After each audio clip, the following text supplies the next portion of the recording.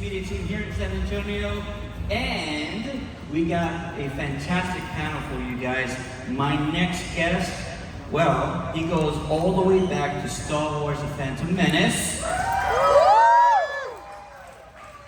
where he played the somewhat clumsy Gungan known as Jar Jar Binks. He's an accomplished voice actor with over 30 voice acting credits to his name. You might also know him by his Jedi name, Callum Beck. Anybody? Make some noise for the savior of Grogu, Ahmed!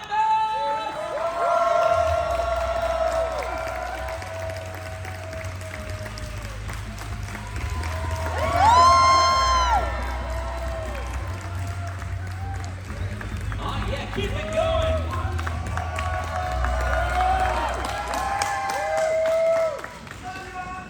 Thank you, love you back. How are you, sir? It's good. It's not the first time I've been referred to as the savior. Really?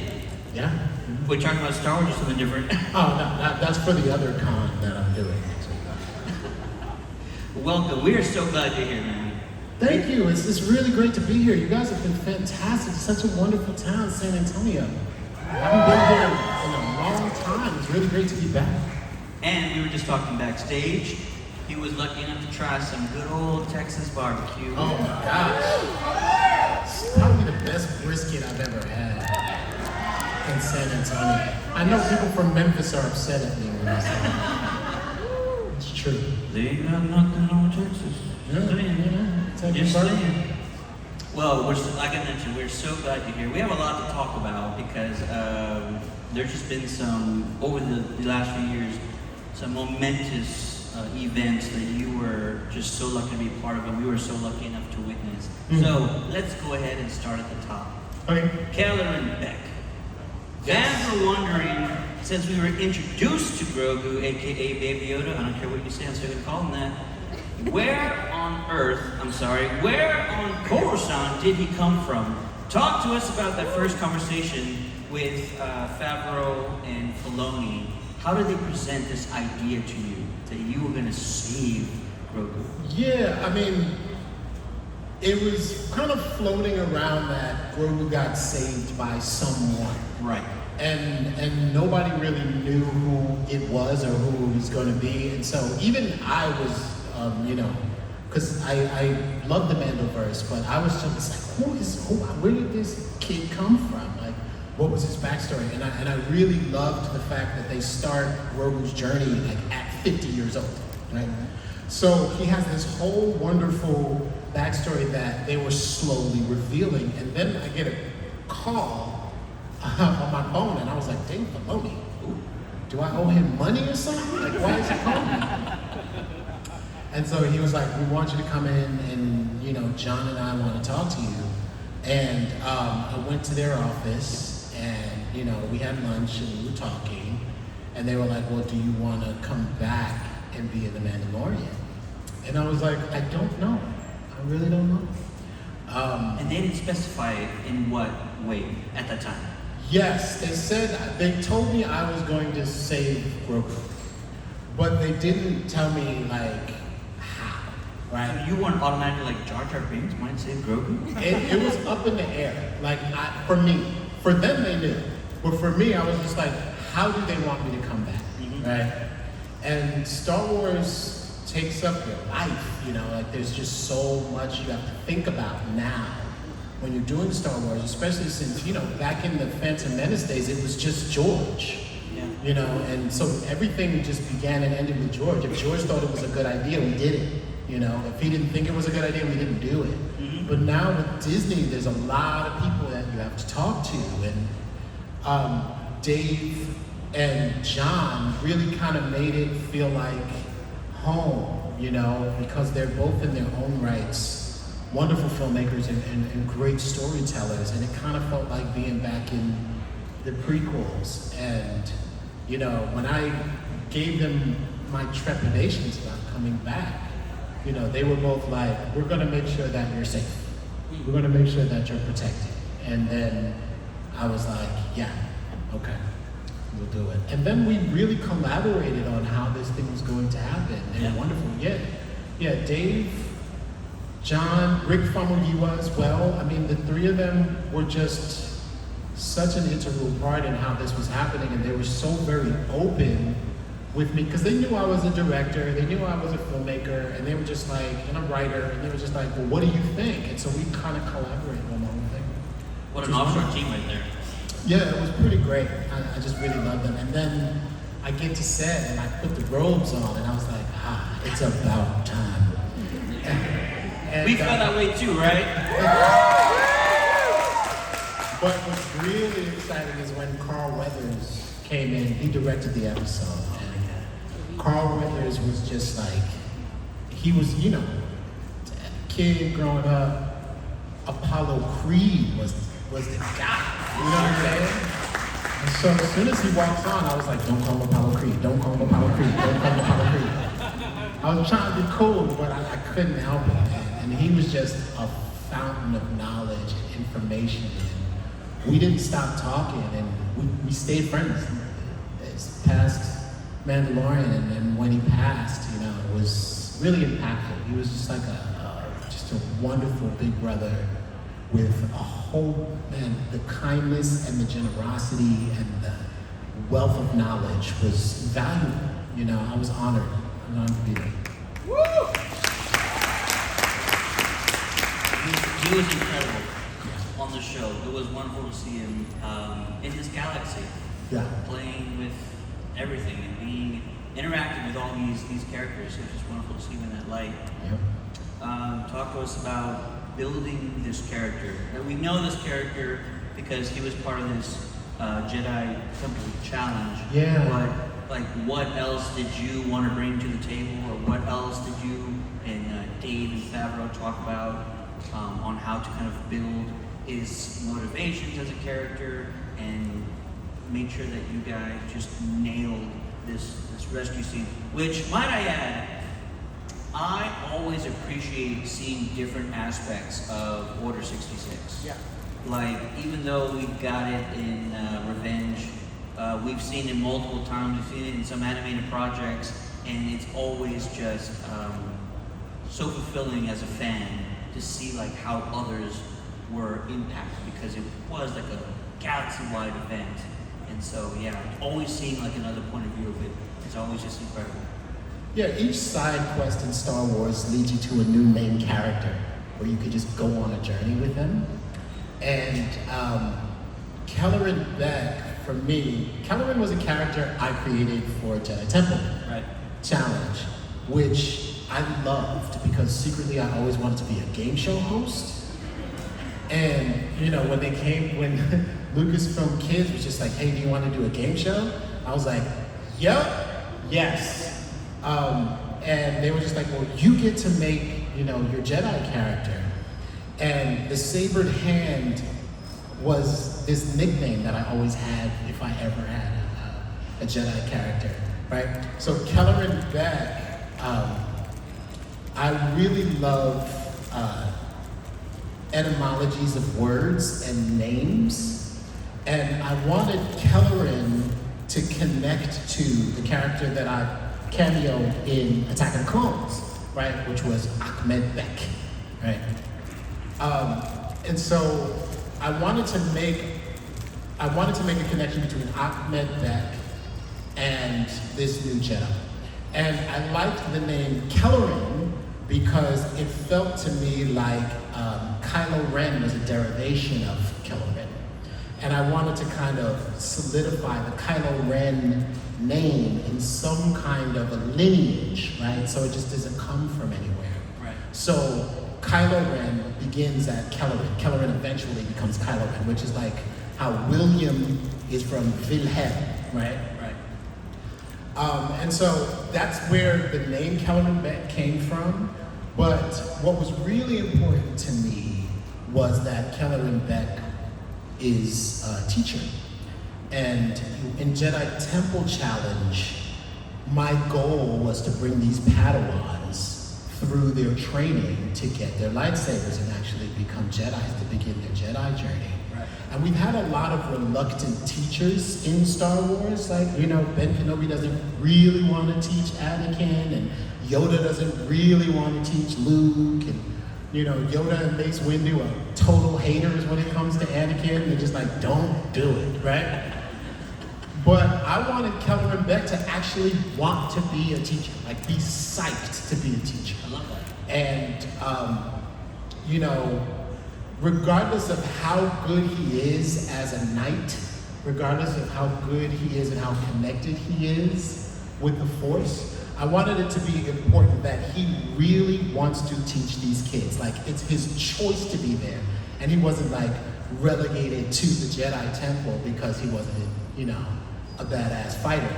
So, I teach at the University of Southern California, and I teach at Stanford University. And I think being a teacher is probably the most important profession that we have. And my teacher's at? And with Kelleran, I wanted teachers to have a superhero. I wanted teachers to be able to see somebody and go, that guy is a teacher and he cares about the kids, and that's the goal, that's the calling. So when I expressed all of that to Dave and John, they were just like, this is why he has to save Grogu. Because if anyone is going to save a youngling, it's going to be their favorite teacher. That's amazing. Thank you so much for sharing that. Right? I'm curious, what was your reaction to all the internet conjuring up this villainous alter ego known as Darth Jar Jar? Yeah, that was interesting. Like, when it first came out, I was just like, wow, this guy has a lot of time on his hands and a lot of time on Reddit. Like, he wrote a dissertation on Reddit. I was like, I just looked for restaurant recommendations on Reddit, and this dude was writing dissertations. But what was cool was, like, he actually saw some of the things that I did that kind of floated under the radar, right? Which is why I was like, okay, that was pretty good. Like, a lot of I always say that Jar Jar was a mixture of Buster Keaton and Jackie Chan. Buster Keaton was more George, and Jackie Chan was me. Like, I grew up watching Jackie Chan movies, and I love Jackie Chan. And as far as comedic timing goes, I think there's nobody better than Jackie Chan, especially when you're talking about like martial arts and stuff. The guy was the first person in martial arts to make a hit look like it hurt. Even when he like hit somebody, he would always hit somebody and go like, right? You're right. That guy had a, and I always loved that. I loved how he put all that personality into it. And one of my most formative Jackie Chan movies was Drunken Master and Drunken Master 2, right? So with Jar Jar, I did a lot of like drunken kung fu, because I'm a martial artist. I grew up a martial artist. I'm sorry. 4th degree black belt. Yeah, in Brazilian Jiu-Jitsu. You gotta get that out there. I'm only a black belt in karate. My father was my first sensei, which is like, if we really want to have a therapy session up here, we can talk about that. But We have time. my father studied karate in Okinawa and then brought it home, and everything was karate. Like, I could not make my bed without like karate. And it wasn't the nice karate like Mr. Miyagi, wax on, wax off. It was like, make up your bed or put on your gi and we're fighting. So, because of that, because I grew up in martial arts and, Bruce Lee and the Shaw Brothers and Jackie Chan, that was my shit. So when I was making Jar Jar and making the walk and all the stuff like that, I was just like, well, I gotta throw some like drunken style kung fu in here. And I did a lot of like drunken, techniques, especially in that end fight scene with all the boomers and all that stuff. That was pretty much all, for me it was Jackie Chan, but from George it was like Buster Keaton movies. So he saw that guy on the Reddit. He was like, oh, that's like drunken kung fu. And I was like, yeah, it actually is drunken kung fu, And he was like, and that's why Jar Jar is a Sith Lord.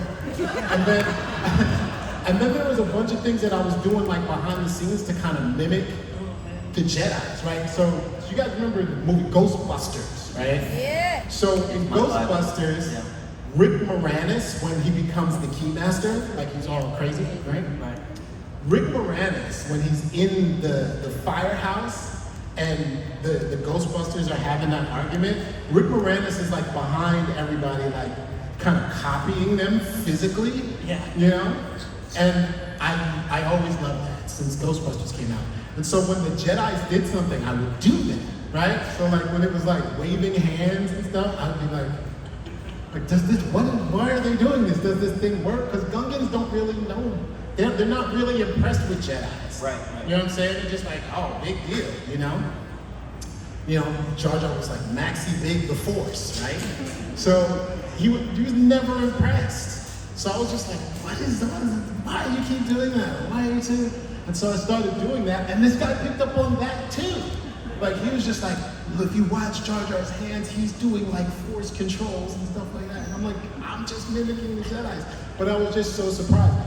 And a lot of the animators just copied what I did on set. So they didn't realize that what I was doing was a thing. They were just like, they were so stressed out that they were just like, whatever he does, just freaking do it. And then George was just like, if you don't do what Ahmed does, this is not gonna be the movie. And so they had to animate everything I did. And so I walked through ILM one time, like during post-production, and this animator looked at me and he was just like, I've been working on your arm for 3 months. One arm. 3 months. And I was like, I'm sorry. But all of that translated through the animation. And it showed up in the movie, and then it was enough for this guy to go, Sith Lord. So I just kind of went on with it. And then there's this like scene that got cut. I had a scene in Revenge of the Sith that got cut and it was just me and Palpatine. And it's never seen the light of day, but that would have definitely solidified it. Come on, you're not gonna tell us anything. No, I'm not saying that. I'm just putting that out there. Hold on. Everybody put your phones away right now. Yeah, it was cut, but it was a pretty informative. It was, I'm not gonna, if you don't wanna say it's fine, but it's just a conversation between the two of them. Yeah. It's just me and Palpatine on a nice little stroll. I'm not gonna sleep the rest of the week without thinking about what it could be. This is torture. It's not nice. Sorry. It's alright. But I do love. It happened. I love that. I'm a diehard Ghostbuster fan. I dress up as a Ghostbuster with my charity team, and we do events all over the city and raise money for good causes. So the fact that there's a Louise Tully reference on this stage makes me so happy. Thank you for doing that. You know what I always wanted, and you know they do all of these remakes of Ghostbusters. Yes. I just want to be in one Ghostbuster remake and say one line. Really? Yes. I want to be in every remake of Ghostbusters and say this one line. The walls in the 53rd precinct were bleeding. All I want to say. And then disappear. Because that guy, nobody ever references that line. Like they're in the mayor's office and everybody's, we got the traffic in the roads, and they're explaining everything, and then this guy comes out with the James Earl Jones voice. The walls in the 53rd precinct were bleeding. And just the most dramatic line in Ghostbusters. And I love it. So I want to do that line. Yeah! We'll get a hashtag going. Ahmed for Ghostbusters. I love it. This is a great segue into Darth Jar Jar because you got to play him. He is now canon, kind of adjacent canon, but how fulfilling was it to bring Darth Jar Jar to life in the Lego Star Wars Rebuild the Galaxy project? The Galaxy. It was great. I'm a big, I'm a comic book nerd, and I grew up on Marvel Comics, right? And one of my favorite set of comic books was like the What If comics. I was huge into What If. Ooh, yeah. Only because I love like the world building. I love how they ask these questions. There was also a comic, I think it was in the 90s, called Amalgam, which was like DC and Marvel came together and made like new heroes. And there was one where they mashed up Wolverine and Batman and called them the Dark Claw. And then Storm and Wonder Woman was mashed up. But I've always loved, like, you know, anytime either Marvel or Amalgam like mixed up characters in comic books, I was just like, how are they gonna do this, where they're gonna go? And some were more successful than others. So when we built the Galaxy, it felt like a what if, you know? And I absolutely was in. I loved it. And they were just like, we want you to be Jar Jar. And I was like, okay, I'm down. As long as I get to say crazy things. And they were like, yeah, say whatever you want. And so I just started saying some outlandish stuff, like, you know, especially like, I'm the Phantom Menace. I was always the Phantom Menace, right? And I was like, that's never gonna make it into the show. And it's there, it's in the show. I was just crazy. But that show is just so much fun because, again, it's like a side quest that leads you to a whole bunch of new people that you get to fall in love with, you know? Who knew that nerf herders would be like something that we all wanted to see? You know? Amen. Who's scruffy looking? We have some fan questions. I'm going to get to these. Harry, aka Zombie Youngling, and Danielle, where are you folks at? Raise your hands. Right over here? There you are. They would like to know, how did you get cast as Jar Jar? Let's go back to the Phantom Menace. How did that come about? Okay, I'm gonna make a very, very long story kind of short. So I was in a show called Stomp, which was found object, percussion, and... We know we got some fans here. Those shows are sold out everywhere they go. Yeah, I was in the show called Stomp in the 90s, and I was 20-something. And we were in San Francisco on tour, at the Golden Gate Theater on tour. And I was the lead of the show. But one night, one of the people who was in the show like a year before me, who had like a bit of seniority, he was from San Francisco. And so he flew in from New York and was just like, yeah, I'm gonna lead the show tonight, and Ahmed, you're gonna play this other role. And I had not played that role in like 8 months. And I was just like, I don't want to play this other role. This is my show, my cast. We all know each other. We had just done like the Vietnam of road shows, which was like every city, 2 weeks every night we were in a new city. And it was one of those things where you just like, you wake up and you don't remember where you are. Oh my God. You know what I'm saying? So it was like, thank you, Cleveland. We're in Detroit. Thank you, Detroit. You know? But we finally got to San Francisco where we could just like chill. And then this guy shows up and he's like, I'm opening San Francisco. And I was like, okay. And at 22, I was just slightly, Arrogant? yeah, just that what you said. I was slightly arrogant at 22. And I was like, I'm going to make sure that no one in the audience ever sees you exist. And I took that show over. Like, it was bad. It was really bad. So I'm a drummer, right? And the guy who like took my night was not. And so there's this part in Stomp called Suspension where we're like hanging 40 feet in the air and we're playing on this stuff, like playing drums. And I counted it off like really fast. And everybody in the cast always knew when I was on one. They were just like, oh, here he goes. You know, I was on Juan that night. And I played this thing. I was playing with like one hand. I was like, and I'm looking over at him going, yeah, keep up with this one, right? And then, then there's a number called Encore, right? And I'm telling you, this was so ridiculous. I had like a group of groupies in the audience, and there's like all of these young girls. And it's not, you're not really supposed to play to the audience like that. I was ham and cheese. I was just like playing right to them. And so in Encore, you know, I'm like looking at them and stuff, and then I take my shirt off and I throw it in the crowd like I'm Mick Jagger, right? Ridiculous. And I was like, yeah, you. I was just pointing girls out. I was like, yeah, you, and you, right? And so I get off stage, and then I start feeling bad because I just took over the show. There's 8 people in the show, and everybody was just like, oh. I'm in your freaking thing, right? Then my boy RJ was just like, hey man, I had a guest in the audience and she's the casting director for Lucasfilm. And I was like, oh, no. And I thought I messed up RJ's shot. Oh, man. I was like, oh, man. Like, he invited her, Robin Gurlin. And I was like, oh, RJ, I'm sorry. I'm really sorry, man. I just ruined your whole situation. He was like, no, she wants to talk to you. And I was like, word? After that show? He was like, yeah. Go back, this was before cell phones, children. We used to have these things called landlines, young men.